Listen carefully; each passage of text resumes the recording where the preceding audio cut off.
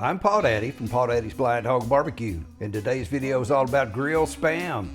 Maybe Spam's an acquired taste, or maybe it's just misunderstood, but it's been around since 1937. Now, it may not be a daily staple for most Americans, but it does have a steady fan base. Now, I'm starting with 2 cans of Spam. You need to open them up and then just dump them out, and we'll cube them up. Now, you could cut it in strips or slabs or cubes, or even not cut it at all. That's up to you. You want to add the rub of your choice.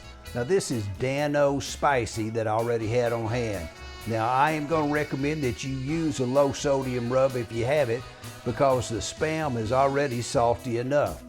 You want to season up that Spam on all sides, and then we're putting them on a wire rack.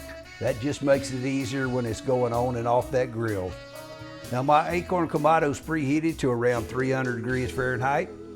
And the charcoal is placed at the back of the grill, and then we can put that Spam at the front of the grill, and that way it's indirect heat.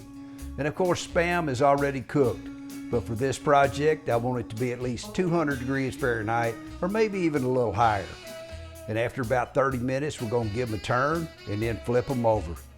And my Spam temped out at about 210 degrees Fahrenheit after about 45 minutes. We're all done. It's easy and they taste great.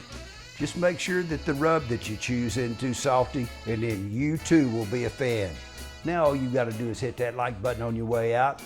Consider subscribing, and I hope to see you next time at Paw Daddy's BlindHawg Barbecue.